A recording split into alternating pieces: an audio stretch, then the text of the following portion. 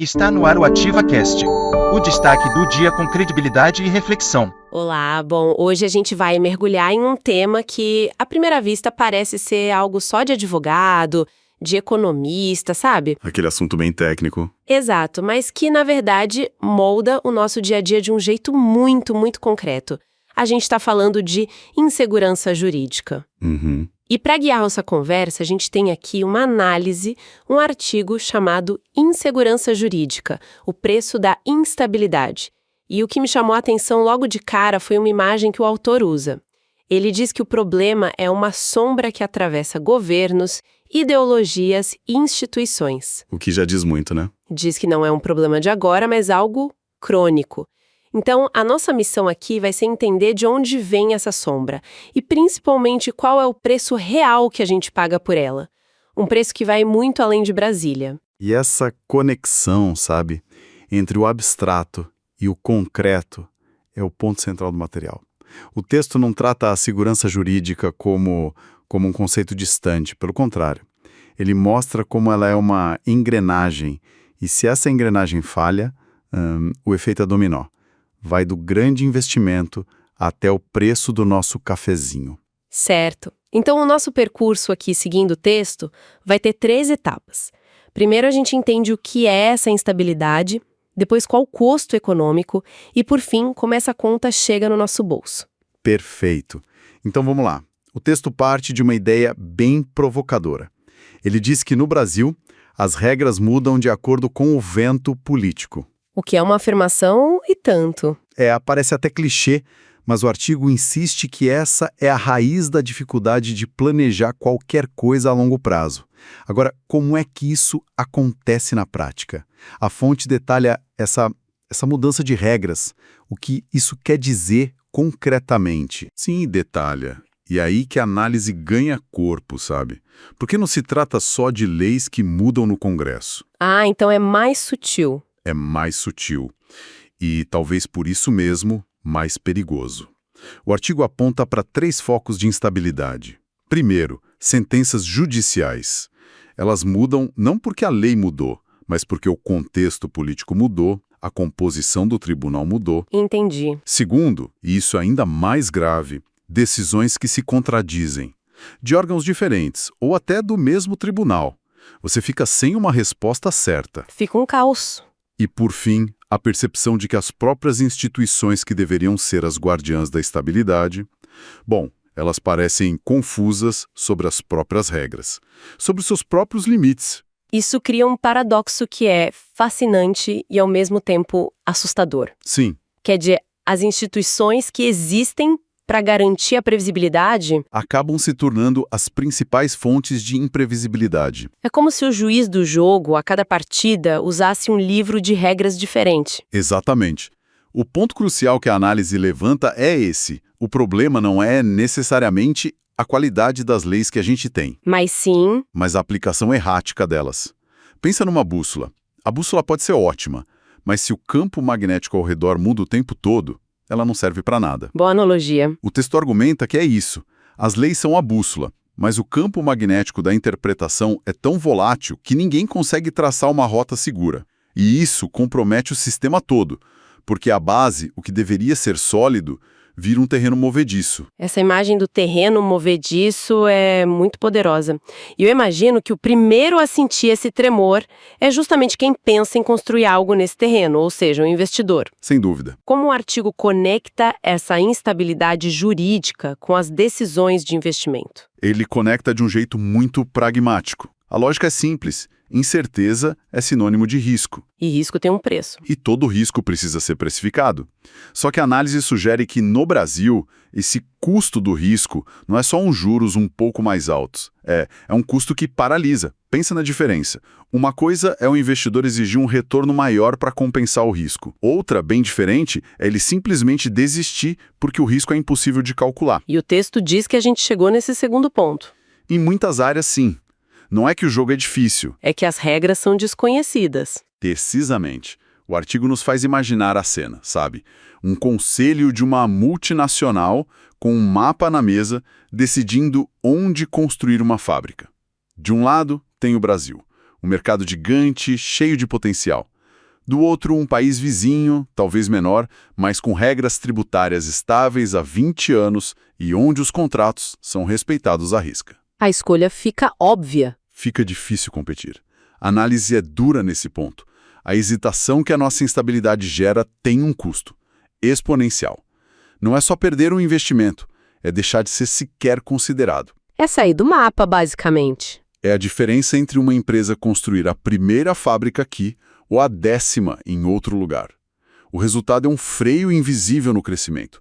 São empregos que não nascem, tecnologias que não chegam. E o país perde competitividade. Exato.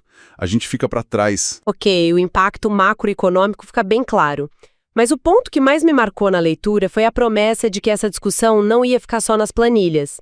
O texto afirma: a conta dessa instabilidade não chega apenas para empresários ou gestores públicos, ela chega para todos nós. E essa é a parte mais reveladora da análise, eu acho. Pois é, como que uma decisão judicial lá em Brasília pode afetar o preço do feijão no supermercado? A conexão não parece tão óbvia. Mas ela existe e o texto mostra essa cadeia passo a passo. Vamos seguir o rastro. Pensa num produtor rural. Ele precisa de crédito para a safra. Vai ao banco. O banco, para calcular os juros, não olha só o risco do negócio dele. Ele olha o risco jurídico também. Também. E se uma nova regra ambiental surge do nada e inviabiliza a colheita? E se uma disputa de terras que parecia resolvida é reaberta? Todos esses "e se" viram um prêmio de risco. Que aumenta os juros do empréstimo. Produzir já ficou mais caro. Certo. Aí esse custo maior é repassado para o preço do feijão. Depois, ele precisa de seguro para a safra. A seguradora faz o mesmo cálculo. Num ambiente incerto, o risco de dar problema aumenta e o preço da apólice sobe. Mais um custo embutido. Mais um. Aí o feijão é transportado. A transportadora também paga mais caro pelo financiamento dos caminhões, pelo seguro da carga. Sempre pelo mesmo motivo. Sempre. Quando o feijão chega no supermercado, o varejista também está pagando crédito mais caro para financiar o estoque. Cada elo dessa corrente adiciona uma camadinha de custo para se proteger da instabilidade. E no final da conta, quem paga a soma de todas essas camadas? Somos nós, no caixa do supermercado. O texto é muito eficaz nisso.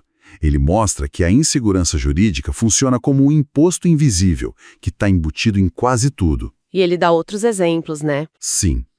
A gasolina, afetada por mudanças nas regras do setor de petróleo. O aluguel, impactado pela incerteza nas leis de locação. O financiamento da casa própria, que fica mais caro porque o banco precisa se proteger de um horizonte de 30 anos de possíveis mudanças. A conclusão é bem direta, então. É cortante. A insegurança jurídica empobrece a população porque encarece o custo de vida. Não é teoria. É um fator que corrói o poder de compra. Entendido. A conexão é clara e, bom, preocupante. Isso nos leva para a parte final da análise. Depois de diagnosticar o problema e os efeitos, o texto tenta enquadrar a questão de um jeito mais amplo. Ele chama de distorção estrutural. E tem uma parte curiosa que diz que essa distorção se alimenta de Brasília, mas não necessariamente nasce lá. O que isso quer dizer? Olha, essa distinção é fundamental. Ao dizer que se alimenta de Brasília, o autor reconhece que, sim, as decisões dos 3 poderes na capital são o epicentro da coisa. Certo. Mas ao dizer que não nasce lá, ele sugere que as raízes são mais profundas.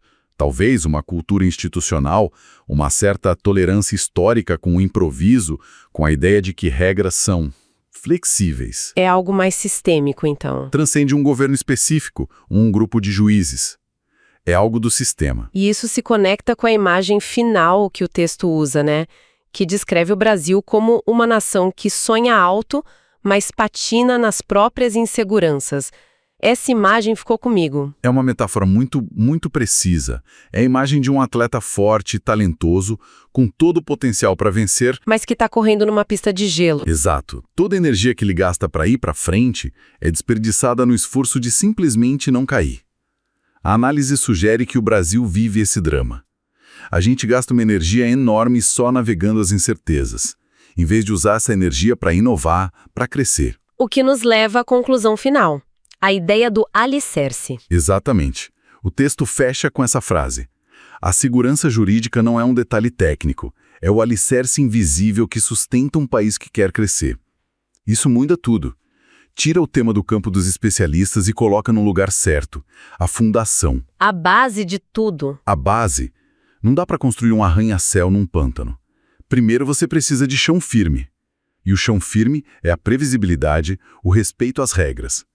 O argumento final é que, sem reencontrar esse alicerce, qualquer projeto de futuro para o país vai ser sempre frágil. Recapitulando o nosso percurso, então, o argumento da fonte fica muito claro. A gente partiu dessa ideia da insegurança como uma sombra crônica, vimos como a aplicação imprevisível das leis cria esse terreno movediço que afasta investimento e freia a economia. Certo. Depois, a gente trouxe essa conta para o nosso bolso, entendendo como ela vira um imposto invisível que encarece tudo. E, por fim, a gente chegou à conclusão de que isso não é um problema qualquer. É a fundação sobre a qual todo o resto precisa ser construído. Sim, a mensagem central é essa. Estabilidade das regras não é luxo. Não é um benefício só para ricos, como às vezes se diz. É um bem público essencial. Para todo mundo. Para todo mundo. É a previsibilidade que permite o planejamento de longo prazo. Isso vale para a empresa que vai investir bilhões e vale para a família que vai assumir um financiamento de 30 anos. Faz todo sentido. Sem essa confiança no futuro das regras, a gente vive num eterno curto prazo, só resolvendo a crise de hoje, mas sem conseguir construir um horizonte. E para a gente encerrar, fica uma reflexão que a leitura inspira, mas que o texto não chega a responder. Se a segurança jurídica é mesmo o alicerce invisível, como diz a fonte, que tipo de materiais, que tipo de ferramentas a gente precisaria para tornar esse alicerce não só visível, mas de fato sólido para as próximas gerações?